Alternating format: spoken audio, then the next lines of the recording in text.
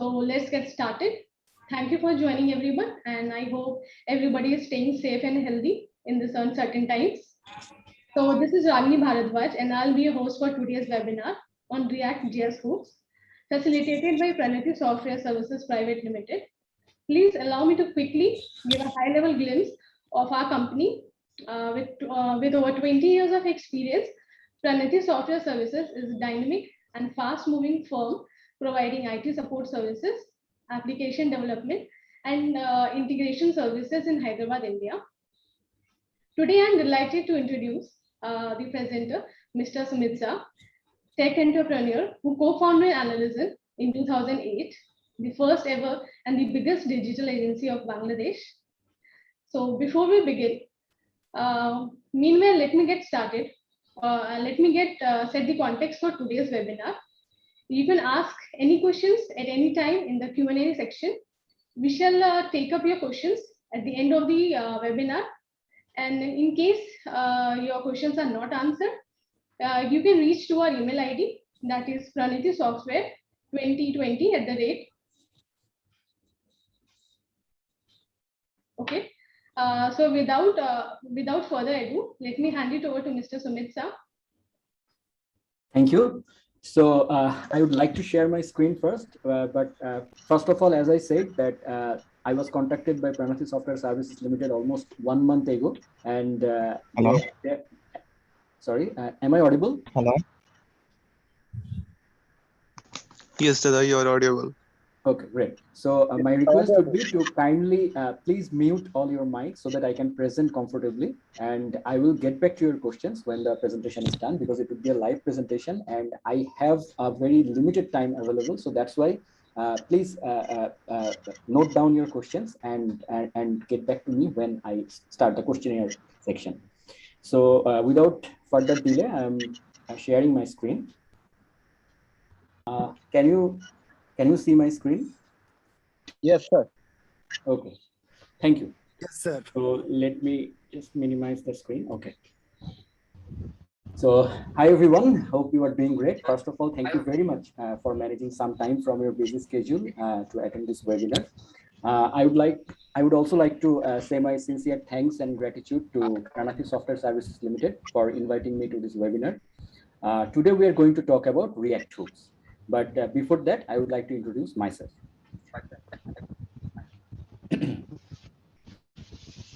I'm Sumit Shah. My first identity is I'm a full stack web developer and a programming enthusiast. I love to learn and share what I learn. Professionally, I'm an entrepreneur, and I founded my country's first ever and one of the largest digital marketing agency, Analyzen, back in 2008, when I was a third year graduating student. There is some noise in the background. I would request you to please stop your mic, mute your mic.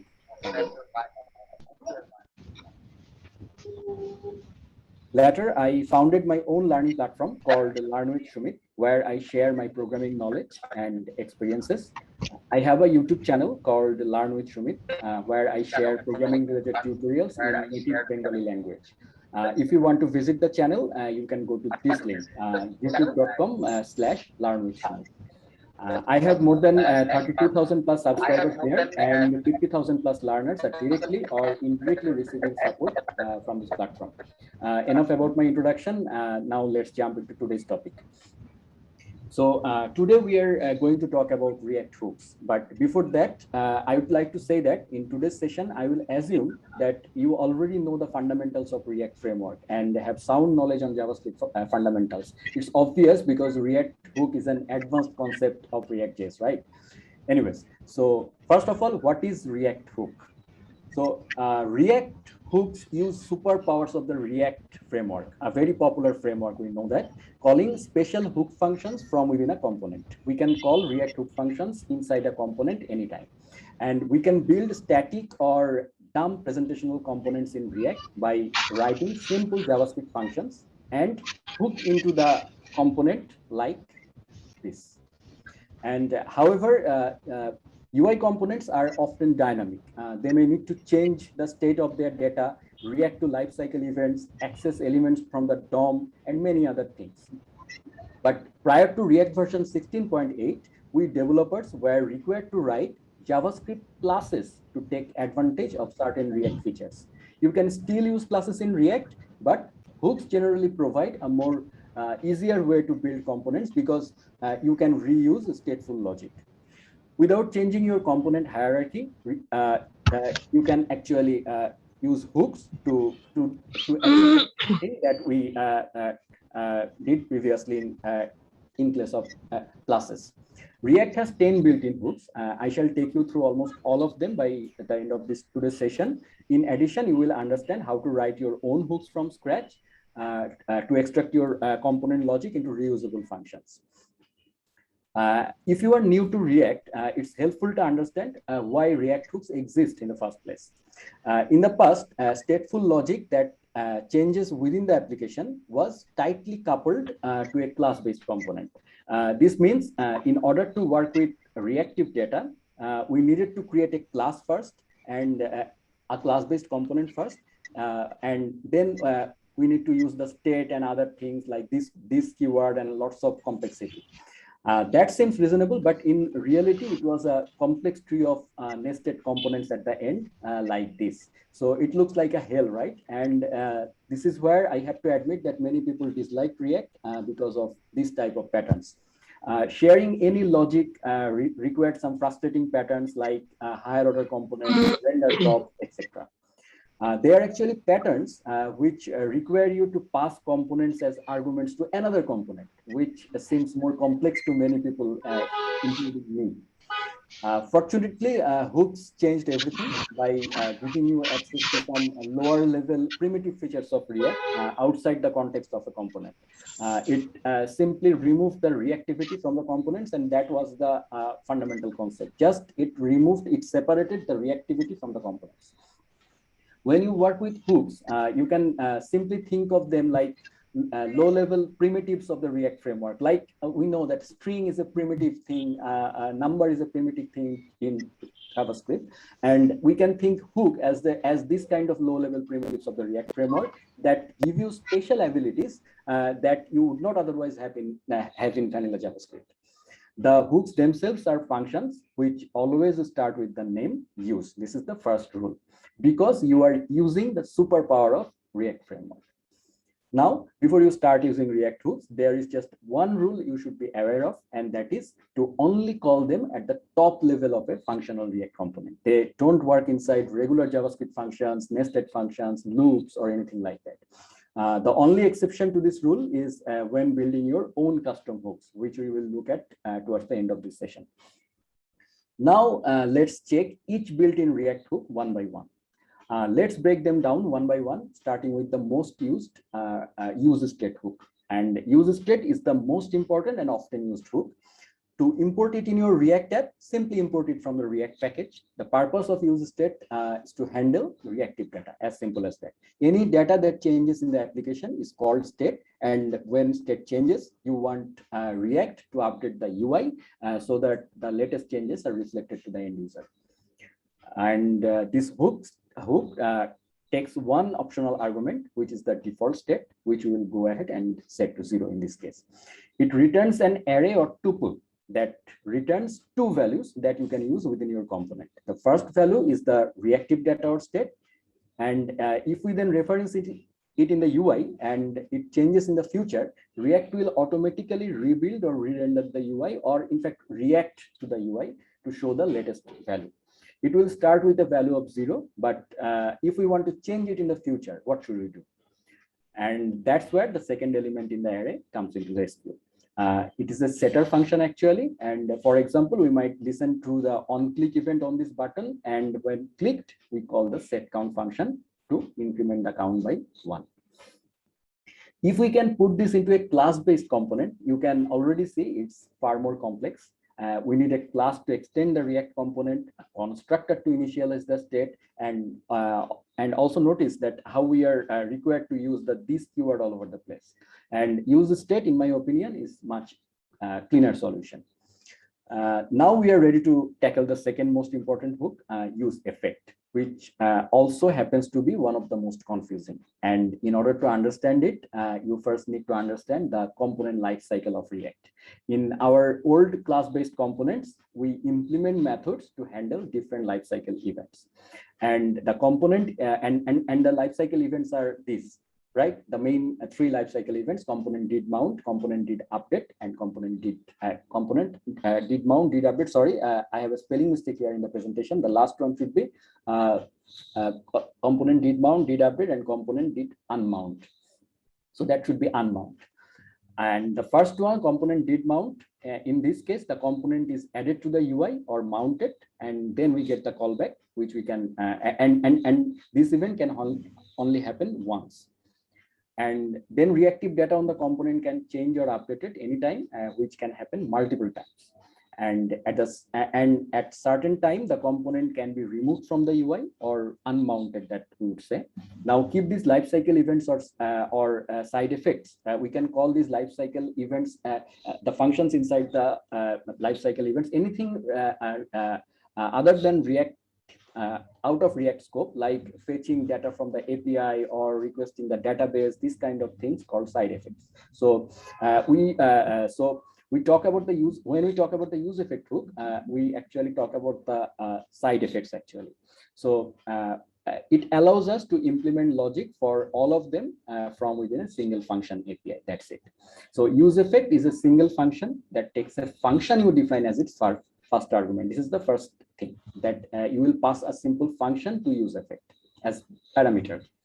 React will then run this function or side effect, anything you can say, after it has updated the DOM. With the current implementation, as you see in the example, it will run this function anytime stateful data changes on the component. That means it will run once when the component is initialized with the default value, then run again when the state or count is changed or updated. But in most cases, though, you will likely want more fine-grained control over that behavior. For example, imagine we need to fetch data from an API when the component is first initialized, then update the state asynchronously after the data has been fetched.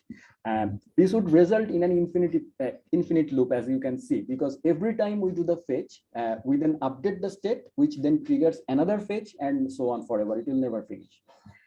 The way we address this issue is by adding a second argument to the use effect, which is an array of dependencies.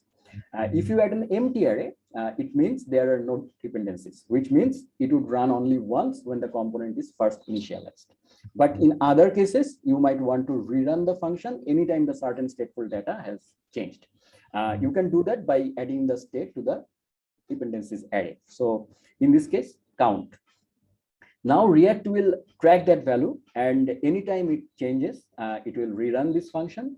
Now, one last thing you might want to do with use effect is run some code when the component is destroyed, which means some cleaning jobs need to be performed.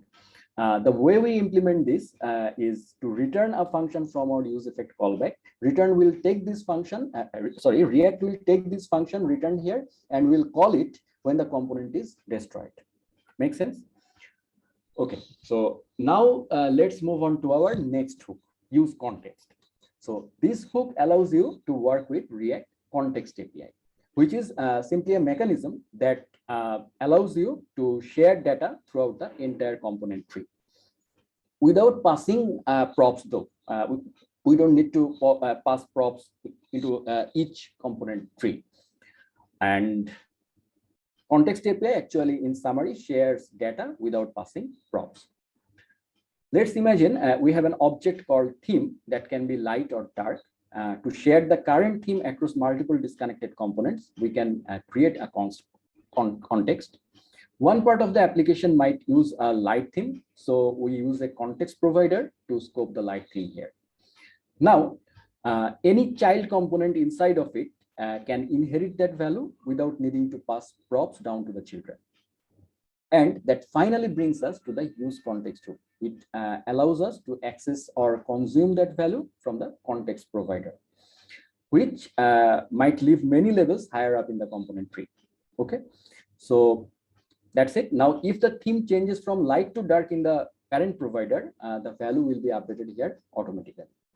Now, if you have ever used React context in the past, you have likely used the consumer component. The use context hook is basically a cleaner replacement for that consumer. Now, let's see what use ref hook is. This hook allows you to create a mutable object that will keep the same reference between re-renders. It can be used when you have value that changes, kind of like you set state. It actually same as set state, but the difference being that set state triggers a re-render, but use ref will not re-render the UI. That's the only difference. For example, if we try to build a counter button with use ref, we can reference the current count by calling count.current. However, if we click the button, the count would never change the UI because useref will never trigger a re-render like setState does. So that can be useful when we need a mutable value. But a more common use case for useref is to grab HTML elements from the DOM. We can start by creating a null reference called my button, then connect it to the raw HTML button using a ref attribute. From there, we can reference the HTML button and a function to call native DOM APIs, like click in this example, which will programmatically actually click the button.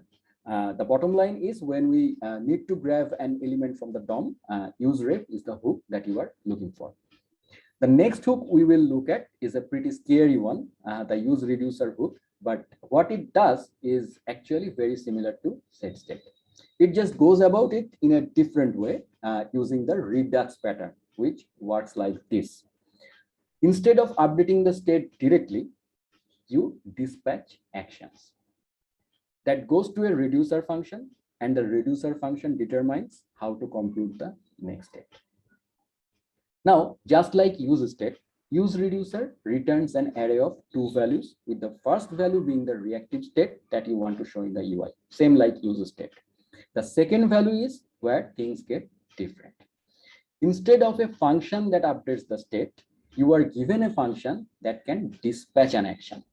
An action is a simple JavaScript object that has a type property, which can be any string you want, and an optional data payload. Data payload can be given or can be omitted. You might dispatch an action when a button is clicked, which will ultimately trigger your reducer function. The reducer function is something you define and pass as the argument to the use reducer hook. The function takes the current state and the action as arguments and uses these two values to compute the next state, which is usually handled inside a switch statement. In this example, if the action is increment, we just increment the state, and when decrement, we just decrement the state. And lastly, use reducer can take the initial state as the second argument. That's it. It's all about use reducer. Now, you might be wondering why would you ever want to use code like this? Because this looks way more complex than using use state hook, right? The answer is, which not everyone will agree with, is that it helps your code manage complexity as it grows. As you can already see, our reducer function is equipped with all the business logic, and any developer in your absence can get a clear understanding of the business logic just by looking at this reducer function. So it's compiled in a single place. So your business logic is separated. That's it. As you add more components to your app, it becomes more difficult to manage state in a reliable and predictable way with use state, because you might have lots of set state calls everywhere in a scattered way, and the redux pattern can help you in this case. Hope I made it clear to you. Now, Sir, I have a question about React hooks. Yeah, sure.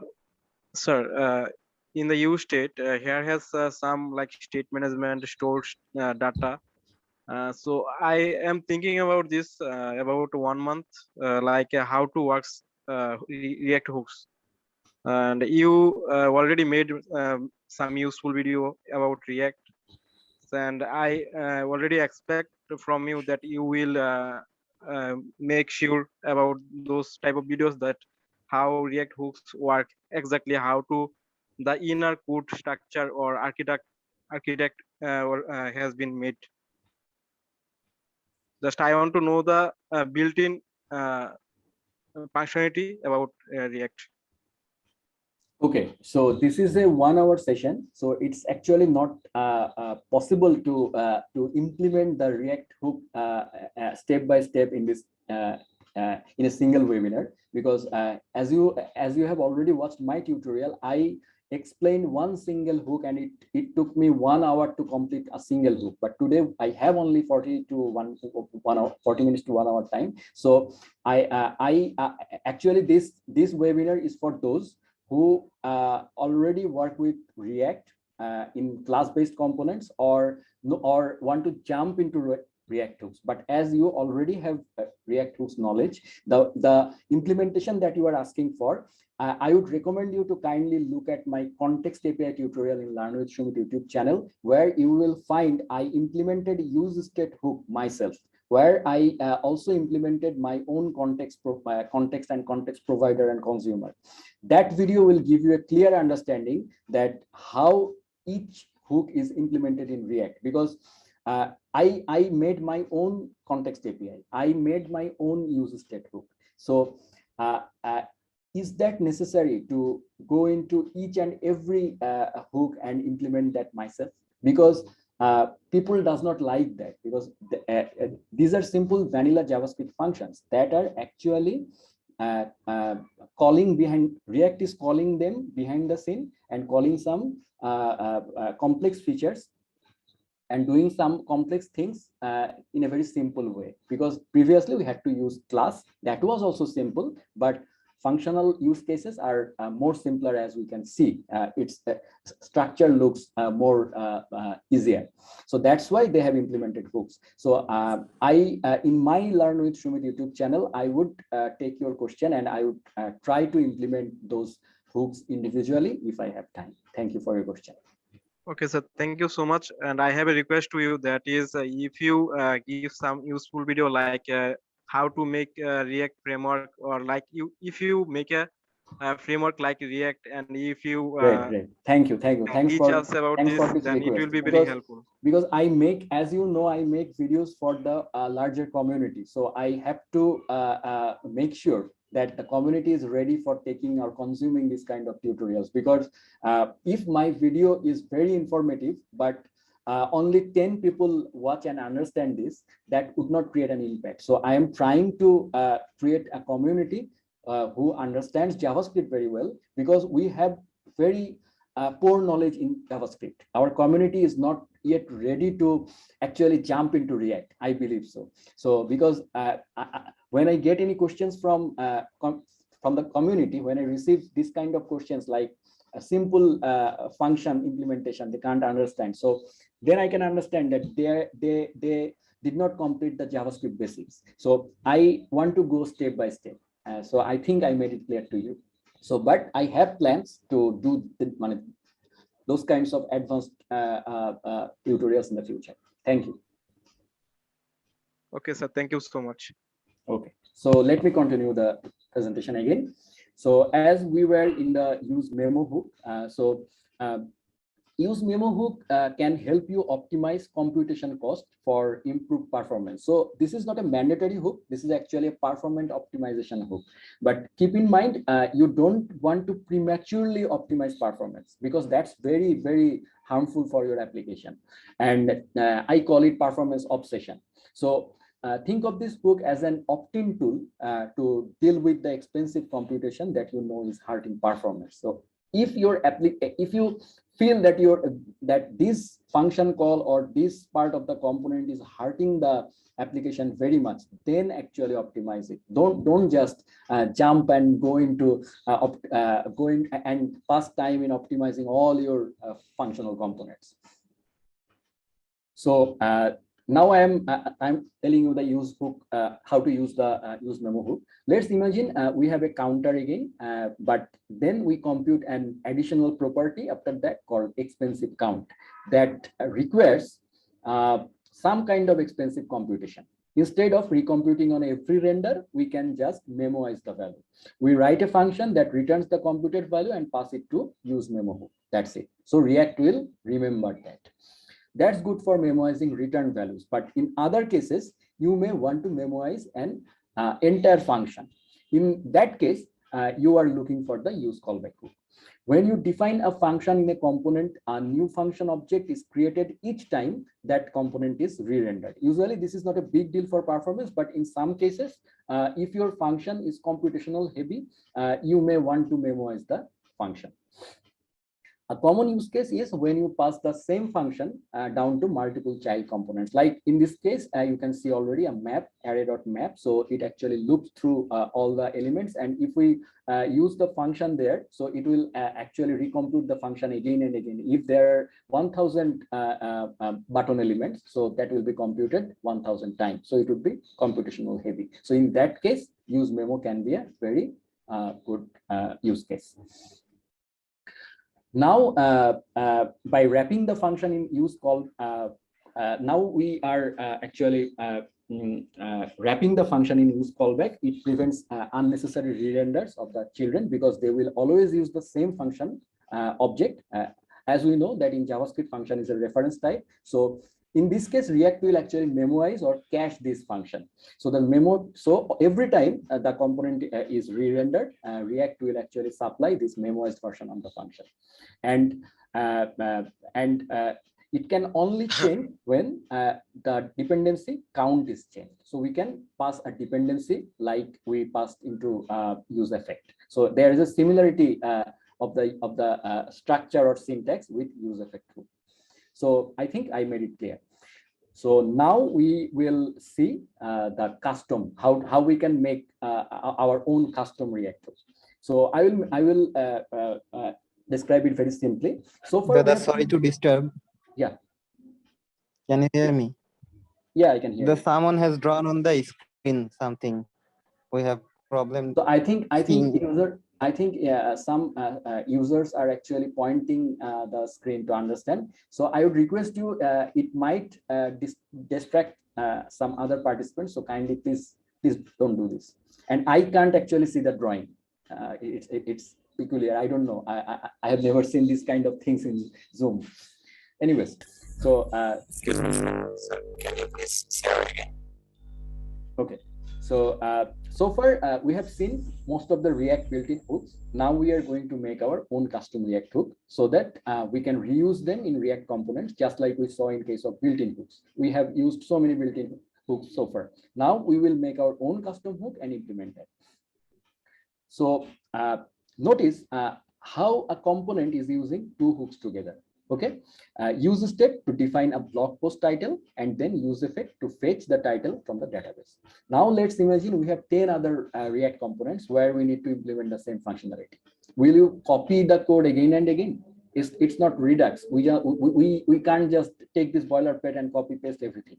The great thing about hooks is that we can easily do that by simply copying the reusable code to another simple function whose name starts with use. That's it. That would be a React hook. Use title in this case, I named it use title here. You can name it anything, but you must start the function name with use. It's just a regular JavaScript function that implements the same code we had in our app component. The only difference is that we can now simply return the title from this function so that we can use it elsewhere in the application. That's it.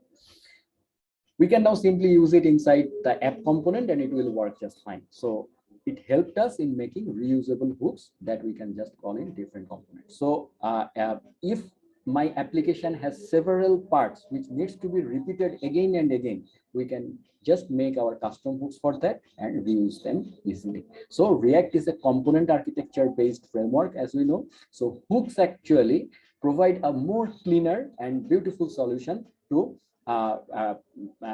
make the code look good and look reusable, and we can implement hooks very easily. As you can see, if you have vanilla JavaScript knowledge and you know JavaScript functions, objects, and these basics very well, then React hooks is just a piece of cake. So that's it. And with that, we looked almost every single built-in React hook and our custom hook also. I hope this session helped you a lot. It was a pleasure explaining modern React features with you guys. Hope you liked it. And thank you. So I'm done with my presentation. So now I'm open to questions.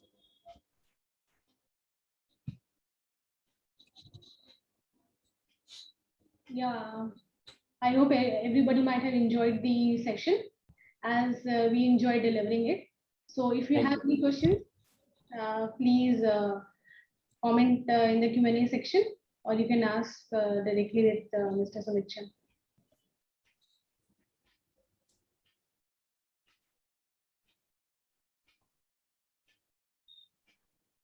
We will wait for some couple of minutes for the questions to come, and then we can get started.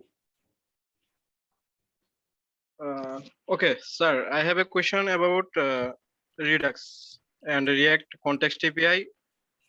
That is, we can easily use Redux functionality by React Context hook, and here has also used reducer hook. So in the big application, can we use without Redux just React like two hooks about context API, and another is use reducer hook? Thank you for the question, and it's a very common question everywhere. So let me explain this way. Like Redux is actually focused on state management. So and this state management, it is not related to React. So Redux can be used with Vue.js, Redux can be used with AngularJS, and Redux can be used, in fact, in Vanilla.js for state management. So it's a different library, just like jQuery. jQuery is a separate library, right? So we use it, we just pull it and use it. So I would say that Redux was there when context API or hooks were not available. So Redux got very popular, and a lot of companies use Redux in their code base, just like class-based components. So a lot of companies' old code base is based on class-based component. So the problem is JavaScript is a very vast ecosystem, right? So we have lots of options to implement different things in a different style. So that's why I would say the answer would be to your question is that it's actually up to you. Whether Redux seems easier to you, then you can use Redux. But if you understand React.js very well and understand React hooks and context API very well, and also you understand all the patterns of React, like there are some conceptual patterns in React, like lifting state up, then render props pattern, HOC pattern. Those are actually really beautiful. If you deep dive into them, those are beautiful. And if you use them properly, I can assure you, you will never need Redux in React. But yes, in bigger applications, I'm not sure how big that is, but in bigger applications, there are some senior developers who believe that Redux can help you on that, because what I think is actually they have a team, right? So then when a single developer is managing a React component, I personally believe Redux is never necessary. But when multiple people are working together and some people know Redux, some know context API, some know hook. So if the knowledge is scattered, then I think a single state management library should be forced. That's why Redux comes into play in bigger applications, in enterprise solutions. But React query and other things, React is also trying to replace Redux. In fact, Redux team is also working closely with React team. If you see in their website, they work closely with the React team. And I have heard from some developers that actually Redux team helped React team to develop React hooks and other things, and context API. So that's actually, it's up to you. If you want to use Redux, you can use that. But if your application is mid-sized or and big size, I would say, you can implement it without Redux. Absolutely, no problem with that. So I explained it in detail so that you get all your answers, the future answers too.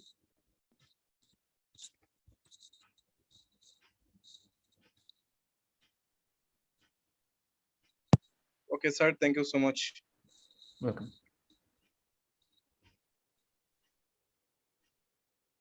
Hello. Yeah. Can you hear me, I can sir? hear you. Yeah, I can hear you. Thank you, sir, and congratulations for your nice presentation. Thank you. Thank you. Thank you very much.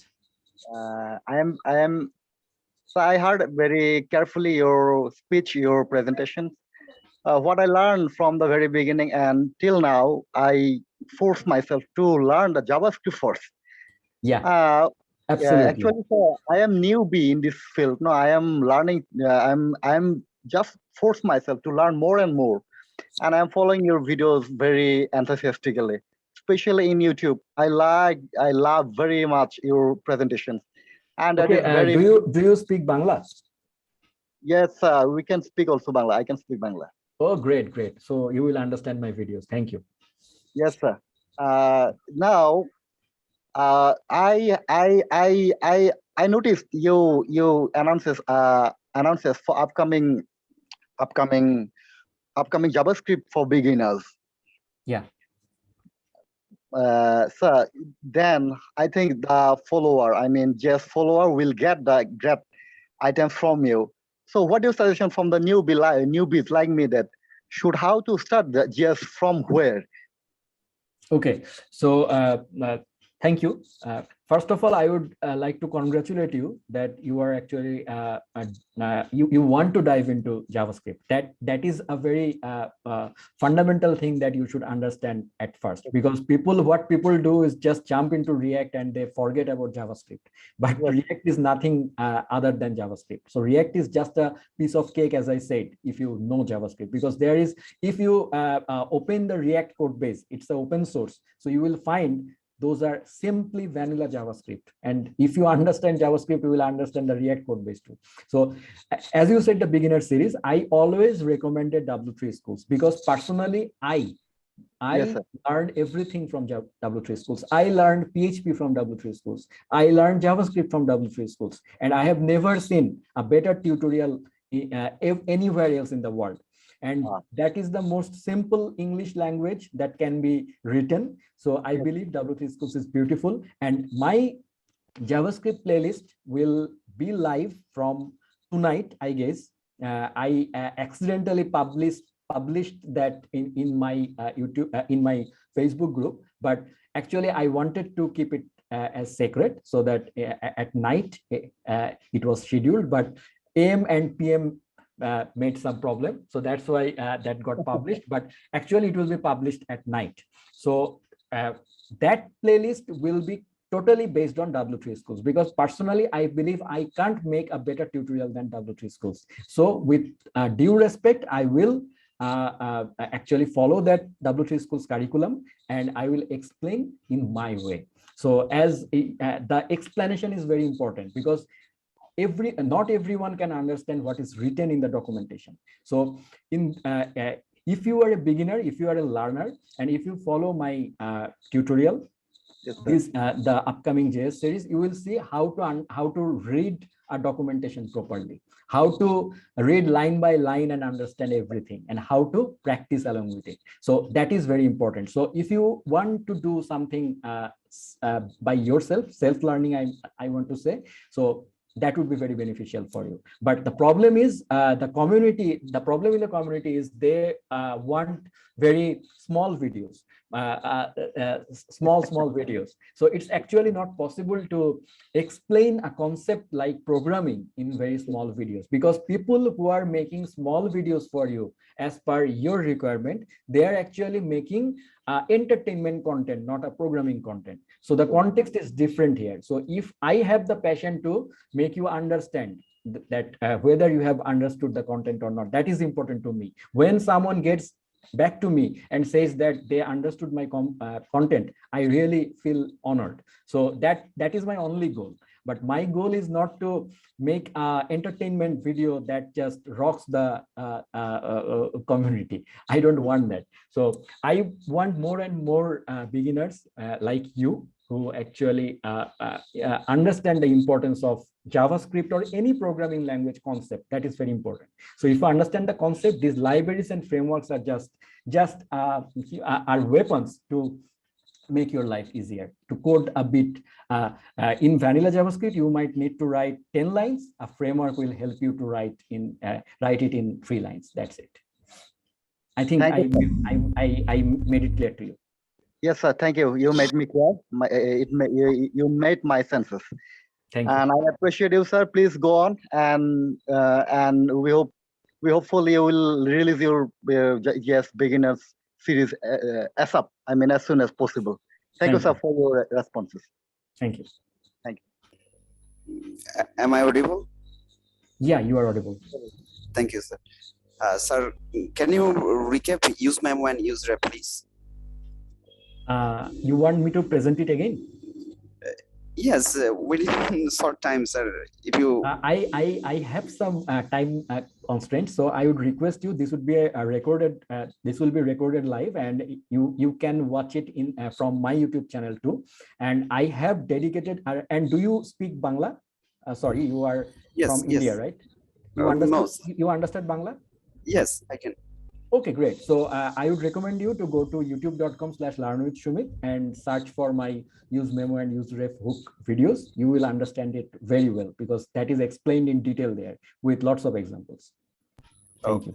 Thank you. Hello. Yeah. Sir, can I speak Bangla here? Sure, you can. I will translate it for you. No problem.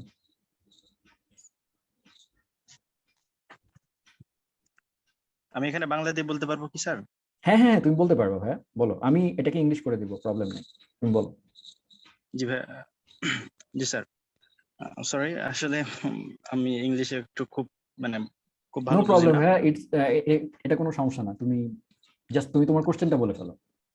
G, react আমরা যখন react install করি sir, তখন আমি অনেক টিউটোরিয়ালে দেখছি কেউ npm install react লেখে, আবার কেউ npx লেখে।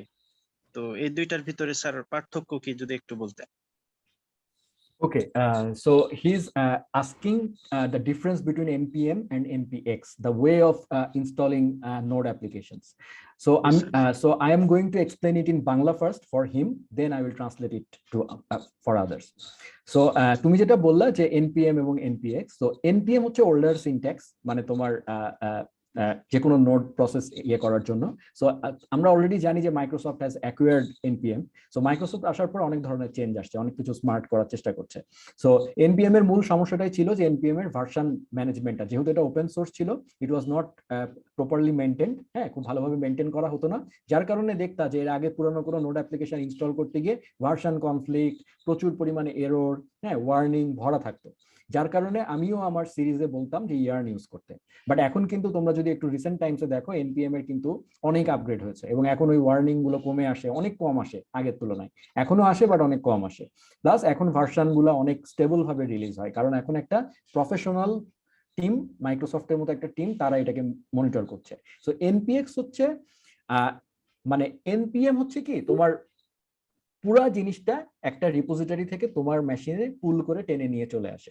কিন্তু তুমি যখন এনপিএক্স ইউজ করবা, এনপিএম কিন্তু ভার্সন, তুমি যে ভার্সন বলবা সেই ভার্সনের টানবে, আর যদি ভার্সন না বলো লেটেস্ট আনবে।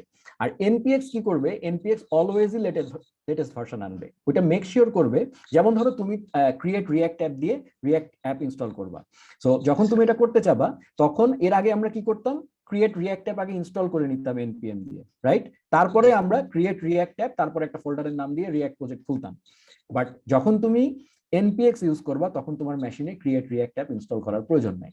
তখন যেটা হবে, ধরো তুমি 1 বছর পরে ক্রিয়েট রিঅ্যাক্ট অ্যাপ দিয়ে একটা নতুন রিঅ্যাক্ট প্রজেক্ট খুলবা। আগের ক্ষেত্রে যেটা হতো, তোমার কিন্তু ক্রিয়েট রিঅ্যাক্ট অ্যাপ পুরানো ভার্সন ইনস্টল আছে পিসিতে। সো তোমাকে ক্রিয়েট রিঅ্যাক্ট অ্যাপ দিয়ে যখন তুমি কল করতে, ক্রিয়েট রিঅ্যাক্ট অ্যাপের অনেক পুরানো ভার্সন দিয়ে তোমার রিঅ্যাক্ট প্রজেক্ট তৈরি হতো। কিন্তু যদি তুমি অলওয়েজ এনপিএক্স দিয়ে লিখো, তাহলে তোমার মেশিনে ক্রিয়েট রিঅ্যাক্ট অ্যাপের টোটাল রিপোজিটরি ভার্সনটা থাকবে না। সে জাস্ট একটা ইনস্ট্যান্স রাখবে এবং ক্রিয়েট এনপিএক্স ক্রিয়েট রিঅ্যাক্ট অ্যাপ যখনই তুমি কল করবে না কেন, আজ থেকে 10 বছর পরেও সে মেক শিওর করবে তোমার মেশিনে যাই থাক না কেন, সে লেটেস্ট ক্রিয়েট রিঅ্যাক্ট অ্যাপ যে প্যাকেজটা, সেটাকে ইউজ করে তোমার জন্য রিঅ্যাক্ট প্রজেক্ট বানাবে। বুঝতে পারছো? জি sir, G sir. Okay, so let me explain it in English. So what I said is his question was npm versus npx, what's the difference?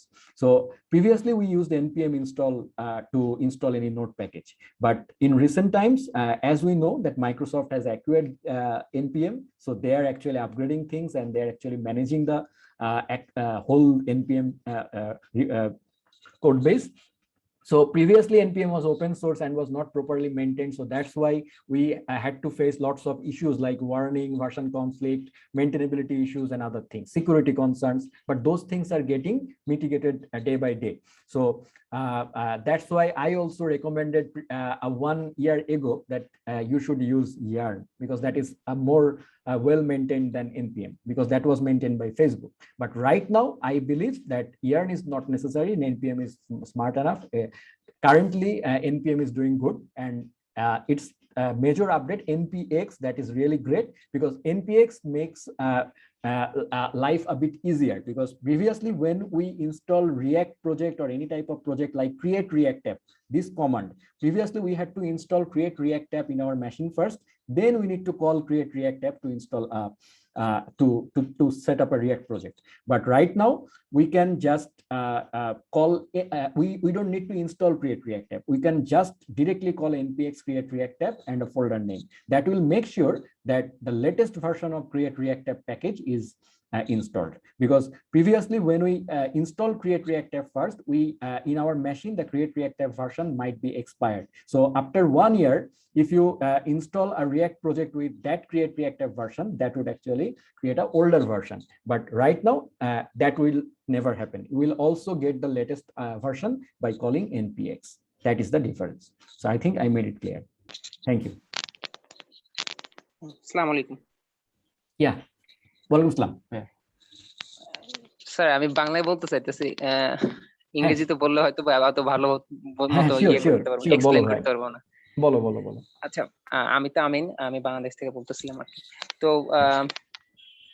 আমার প্রশ্ন হইতেছে যে আমি আপনার ভিডিও তো দেখি, অনেক ভালোভাবে দেখি, আর আপনার ভিডিও দেখে আমি ইনশাল্লাহ ফ্রন্ট এন্ডটা তো শিখছি, ব্যাক এন্ডও শিখছি, এখন নেক্সট ডে শেখার চেষ্টা করতেছি। তো আপনার ভিডিও দেখার পাশাপাশি আমি তো যেটা শিখছি সেটা হইতেছে যে আপনার বোঝানোর ধরনটা তো জানি, আর আপনার ভিডিওগুলো আমাকে অনেকভাবে ফোর্স করছে যে ডকুমেন্টেশন পড়ার জন্য। এই অভ্যাসটা আমার কাছে এখন বেশ ভালো লাগছে, আর আমি এখন নেক্সট.js ডকুমেন্টেশন দেখে পড়ার চেষ্টা করতেছি। তো স্যার আমার প্রশ্ন হইতেছে যে সরি স্যার আমি ভুলে গেছি যে শুভ জন্মদিন। আর আমার প্রশ্নটা হইতেছে, যদি আমরা SOC, higher order component, context API বা ইউজ রিডিউসার এর মতো যদি হুক জানি রিঅ্যাক্টের ক্ষেত্রে, তাহলে রিডাক্স কতটুকু গুরুত্বপূর্ণ? আমি এখন কিছু কিছু কোম্পানিতে জবের জন্য অ্যাপ্লাই করতেছি, বাট তারা একটু আগে এই প্রশ্নটার উত্তর দিয়েছি। এই তুমি মনে হয় ছিলে না লাইভে, আমি কিন্তু একটু আগে আমি একটু আচ্ছা আমি আসলে অনেকক্ষণ ধরে এটা এক্সপ্লেইন করেছি। সো আমি আমার রিকোয়েস্ট থাকবে তুমি কাইন্ডলি এটা আমি আপলোড করে দিব আমার চ্যানেলে, ওরা আমাকে শেয়ার করবে। সো কাইন্ডলি তুমি ওটা একটু দেখে নিও ভাই, ঠিক আছে? কারণ এটা আমি একদম এক্সপ্লেইন করছি আমার তাহলে। হ্যাঁ আচ্ছা তাহলে আচ্ছা, আমি চাইতেছিলাম যদি এটা প্রয়োজন হয় তাহলে আমি বুঝতেছি না এর আসলে ডকুমেন্টেশনটা আমি ভালো মতো বুঝতেছি না যে কোথা থেকে শুরু করা উচিত এই বিষয়ে। রিডাক্সের কথা বলছো? জি জি, রিডাক্সের। আচ্ছা, রিডাক্স সম্পর্কে আমি বললাম তো যে আমি আসলে আমার ইচ্ছা আছে রিডাক্স নিয়ে সিরিজ দেওয়ার, হ্যাঁ, বাট সময় করে উঠতে পারছি না। আমার কাছে রিডাক্সের থেকে জাভাস্ক্রিপ্ট শেখানো ইম্পর্টেন্ট বলে মনে হয়েছে, দ্যাটস ওয়াই আমি আগে ভ্যানিলা জাভাস্ক্রিপ্ট দিয়ে শুরু করেছি। সো এটা শেষ হলে বা এটার মিডল কোনো একটা জায়গায় গেলে আমি ডেফিনেটলি রিডাক্স নিয়ে বলবো। আর রিডাক্স হচ্ছে একটা বললাম তো একটা আলাদা স্টেট ম্যানেজমেন্ট লাইব্রেরি। সো তুমি ডকুমেন্টেশন রিডাক্সের কিন্তু ভালোই, একটু ছড়ানো ছিটানো, বাট খারাপ না আর কি। আর তুমি যদি রিডাক্সের কাজটাই অ্যাচিভ করতে চাও, তুমি রিঅ্যাক্ট কোয়েরি দেখতে পারো, সেটাও আসলে ইনফ্যাক্ট বেশ সিম্পলার আর কি লাগবে আমার মনে হয় আর কি, সেটাও তুমি ইয়ে করতে পারো। আর এক কথায় যদি তুমি বলো যে রিডাক্স ম্যান্ডেটরি কিনা, আমি বলবো না। তুমি যদি এই যে বাকি যে প্যাটার্ন গুলোর নাম বললাম এগুলো জানলে, হ্যাঁ, তুমি যদি তোমার কম্পোনেন্ট গুলোকে সুন্দর করে, কম্পোনেন্ট ট্রিটাকে সুন্দর করে ভাঙতে পারো এবং সুন্দর করে স্ট্রাকচার করতে পারো, তাহলে 70% কেসই তোমার সলভ হয়ে যাবে উইদাউট এনিথিং। তারপরে বাকি যে 30% কমপ্লেক্সিটি, সেটার মধ্যে 20% তুমি ইউজ কনটেক্সট আর ইউজ হুক দিয়ে অ্যাচিভ করতে পারবা। আর বাকি যে 10% থাকে সেটার জন্য প্রত্যেকটা অ্যাপ্লিকেশনই কমপ্লেক্সিটি হয়, সেটা রিডাক্স দেওয়ার পরেও হয়। এটা হচ্ছে আমার কথা। যারা বলে যে রিডাক্স দিলে কমপ্লেক্সিটি কমে যায়, এটা ঠিক না। কমপ্লেক্সিটি কমে মানে কি, টিমের ক্ষেত্রে কমে। একটা বড় টিম যদি কাজ করে, সেই টিমে যদি 10 জন রিডাক্সের কাজ জানে আর 3 জন হুক নিয়ে কাজ জানে, হুক এবং কনটেক্সট, তাহলে কনফ্লিক্টটা হয়। তখন কোম্পানি এনফোর্স করে যে ঠিক আছে একটা থার্ড পার্টি, আমরা তখন রিঅ্যাক্টের ভেতরেই না যাই, কারণ রিঅ্যাক্ট তো কাপলড একটা জিনিস, পুরো জিনিসটা বুঝতে হয়। আমাদের সমস্যা হচ্ছে কি আমরা পুরোটা না বুঝে আমরা জাম্প করি আর কি। So that's the problem. So কোম্পানিগুলোকে তো এটাকে হ্যান্ডেল করতে হয়। সো কোম্পানি যেটা করে, ঠিক আছে আমরা ইউনিফর্ম রিডাক্স আলাদা করে ধরে নিচ্ছি এবং রিয়াক্ট শিখে আসতে হবে। সো রিডাক্স প্যাটার্নটা জানলে রিডাক্সটা অন্য ফ্রেমওয়ার্কেও ইউজ করা যায়। লাইক রিডাক্স কিন্তু শুধু রিয়াক্টের সম্পত্তি না, রিডাক্স অ্যাঙ্গুলারেও ইউজ করা যায়, ভিউতেও ইউজ করা যায়, রিয়াক্ট সিম্পল ভ্যানিলা জাভাস্ক্রিপ্টেও স্টেট ম্যানেজমেন্ট করার জন্য রিডাক্স ইউজ করা যায়। ঠিক আছে, সো দ্যাটস ওয়াই কোম্পানিগুলো ডিসিশন নেয়। কিন্তু আমার কথা হচ্ছে যদি কোম্পানি চায় তুমি কেন শিখতে পারবে না, কারণ তোমার যদি জাভাস্ক্রিপ্ট কনসেপ্ট ঠিক থাকে তাহলে রিডাক্স আসলে কয়েকটা প্যাটার্ন জাস্ট মনে রাখতে হবে রিয়াক্টের মতোই আর কি। সো আমি বলবো তুমি একটু ওয়েট করতে পারো, যদি আমার টিউটোরিয়ালের জন্য ওয়েট করো, আর আদারওয়াইজ ডকুমেন্টেশন একটু কষ্ট করে তো পড়তেই হবে ভাই, এটা তো আসলে অল্টারনেটিভ নাই। জি জি, আমি ডকুমেন্টেশনে পড়ার চেষ্টা করতেছি, বাট আমি ফ্লোটা ধরতে পারতেছি না। আমি প্রায় এক সপ্তাহ থেকে আমি বুঝতেছি না যে টুল কিট বলতেছে একবার, এটা বলতেছে এটা বলতেছে, মানে কোথা থেকে শুরু করবো এটা আসলে আমি ধরতে পারতেছি না। তুমি আগে ভ্যানিলা রিডাক্সেই থাকবা, ভ্যানিলা রিডাক্সের কনসেপ্টটা বুঝে নিবা নিয়ে। ইনফ্যাক্ট আমি আজকে হুকের মধ্যেও ইউজ রিডিউসারের যে প্যাটার্নটা দেখাইছি, রিডাক্সের প্যাটার্নটা সেম, এটাকে রিডাক্স প্যাটার্ন বলা হয়। এই প্যাটার্নটা রিয়াক্টের মধ্যে এনে দিয়েছে রিডাক্সই, রিডাক্সের টিমই হেল্প করছে রিয়াক্টকে এটাকে ইমপ্লিমেন্ট করতে। ঠিক আছে, সো মানে মিলেমিশেই আছে, কিন্তু কেউ কারোর শত্রু না আর কি। তো তুমি আস্তে আস্তে দেখো, ডেফিনেটলি পারবা আর কি, এই হচ্ছে আমার কথা। Okay, thank you thank you thank you. So Sorry. he was actually asking about the same question that was asked earlier, so I just explained it to him in Bangla. Thank you. Sorry to interrupt. Yeah. So Mr. Sumit sir, just a time check. Like, are you comfortable taking more questions, or shall we? I am comfortable up to 5:30. Sorry, 5 Indian time. Yeah. 5 p.m. Indian time. I think we shall document the questions and share it offline, so that you can help it with. And the all the Bengali people out there, if you want to ask questions, you can just go into Learn with Shumit Facebook group and you can ask your questions. We will definitely, the community will answer you. Thank you. Sir একটা question ছিল last, সেটা হচ্ছে আপনার আমরা তো use state declare করে ওইটাকে global করার জন্য ইউজ কনটেক্সট ইউজ করি। তো এটা কি পসিবল যে আমরা ইউজ স্টেট ডিক্লেয়ার করার সময় এটা অটোমেটিক গ্লোবাল হয়ে যাবে, তারপর আমরা যে কোনো জায়গা থেকে ইনপুট করে ওইটা ইউজ করতে পারবো? ডেফিনেটলি পসিবল, যদি তুমি একদম শুরুর দিকে ইউজ স্টেটটা লিখে দাও আর কি, হ্যাঁ, গ্লোবাল কনটেক্সট। বাট আমি তো বললাম যে ইউজ স্টেট কিন্তু গ্লোবাল কনটেক্সটের জন্য পারফেক্ট না, ইউজ রিডিউসার হচ্ছে এই ক্ষেত্রে পারফেক্ট। বাট রিয়াক্ট যখন ইউজ করছো, হ্যাঁ, আমি জাস্ট এভাবে বলি, যখন তুমি রিয়াক্ট ইউজ করছো তখন কিন্তু তুমি আসলে একটা বড় অ্যাপ্লিকেশনকে ছোট ছোট কম্পোনেন্টে ভেঙে নিয়ে আসছো, সেটার জন্যই রিয়াক্ট শিখতে এসছো, সেটার জন্যই রিয়াক্ট পপুলার। কিন্তু তুমি যদি রিয়াক্টের মধ্যে গ্লোবালে চলে যাও, আবার মানে আমার সমস্ত ডেটা একটা জায়গায় আছে, হ্যাঁ, সিঙ্গেল সোর্স অফ ট্রুথ, এবং আমার পুরা অ্যাপ্লিকেশন ওই ডেটা থেকে ডেটা নিয়ে কাজ করে। সো আসলে তখন রিয়াক্টে আসার প্রয়োজন কি? তাহলে HTML, CSS, JS, normal vanilla JS, jQuery কি দোষ করেছে আর কি, এটা হচ্ছে আমার কথা। সো হ্যাঁ, বলতে পারো সিঙ্গেল পেজ অ্যাপ্লিকেশন, Vue.js কি অন্যায় করেছে? তাহলে তো আমরা Vue.js আসতে পারি, Vue.js ও কম্পোনেন্ট বেসড। সো রিয়াক্টের ফান্ডামেন্টাল কনসেপ্ট হচ্ছে কি, যে আমরা কম্পোনেন্টে ভাগ করে ফেলবো, যেন আমার একটা অ্যাপ্লিকেশনে 10 জন মানুষ ডিফারেন্ট কম্পোনেন্ট নিয়ে কাজ করতে পারে, হ্যাঁ, সেপারেটলি। সো যখন তুমি একটা গ্লোবাল জায়গায় তুমি সম্পূর্ণ ইউজ রিডিউসার হোক বা ইউজ স্টেট দিয়ে করবা, ইউজ স্টেট তো প্রশ্নই আসে না, কারণ সেই ক্ষেত্রে তুমি সেট স্টেট কল করতে করতে তোমার অ্যাপ্লিকেশনে দুনিয়ার সেট স্টেট ভরা থাকবে। চিন্তা করতে পারতেছো যে পুরো সেট স্টেটে ভরা থাকবে তোমার অ্যাপ্লিকেশন। সো ধরো তুমি কোনো একটা কারণে অসুস্থ হয়ে গেলা, আরেকজন তোমার কোড দেখতে আসছে, সে তো মনে করো 100 বা 300 কম্পোনেন্ট আছে তোমার অ্যাপ্লিকেশনে, সেট স্টেট কল খুঁজতে খুঁজতে কে কোনটা কি করে এটা বুঝতেই তো তার দিন শেষ। ঠিক আছে, সো দ্যাটস ওয়াই এই ক্ষেত্রে ইউজ রিডিউসার হেল্প করতে পারে, কারণ তখন সেই ক্ষেত্রে সে শুধু কি করবে, রিডিউসার গুলাতে যে দেখবে যে রিডিউসার ফাংশনের মধ্যে কি আছে। ঠিক আছে, so that's it.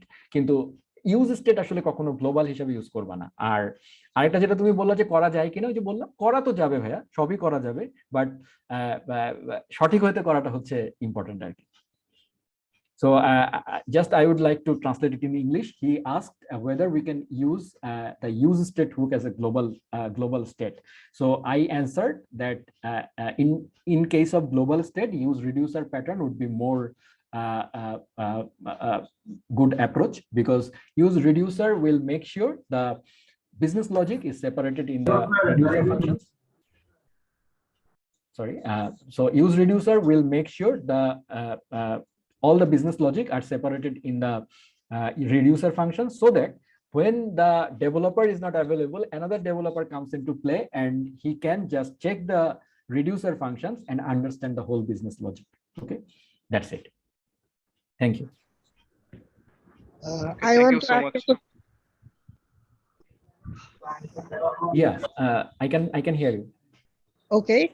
I want to know that where to use state and where to use reducer. Okay. What's better? Okay, so do you speak Bangla? হ্যাঁ বাংলা বলতে পারি Okay, so in that case, I would definitely recommend you to watch my Learn with Sumit video, because that is explained there. There is a separate section there at the end, the differences and other things. But in a nutshell, I just explained that use state is actually the primitive version of state management. Like you have a single component, one component. When you use local state, I think use state is good for local state. But when you are talking about global state, like a state that needs to be shared across all the components in the component hierarchy, in that case, use reducer pattern or redux pattern is good. Actually, redux and use reducer are same pattern. Okay, so the redux team actually helped React team to implement that.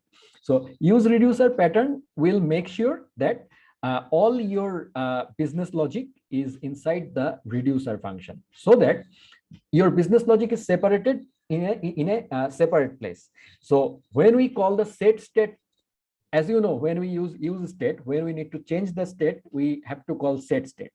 So if you use state everywhere in the app, there would be almost, and if you have 500 components, and you would have almost 5,000 set state calls. So that would be really a very wrong approach. So in that case, I think use reducer is more efficient way. So in a nutshell, you can use reducer as a global state management thing with the help of use context, because use reducer itself can't do that, because as we know, React is a framework where which is driven by one-way data flow. We already know that it always pass data from top to bottom, parent to child. But Redux actually ensures to make it both way. But with the help of context API and use reducer hook, we can implement the same thing in vanilla React itself. Thank you. I hope all the questions are answered now. So thank you everyone for joining us today, and special thanks to Mr. Sumit Shah for sharing his valuable insight. Thank you. Yeah. Thank you, and I am also privileged to be here, and thank you Pranati Software again for inviting a Bangladeshi people in your country to talk. Thank you.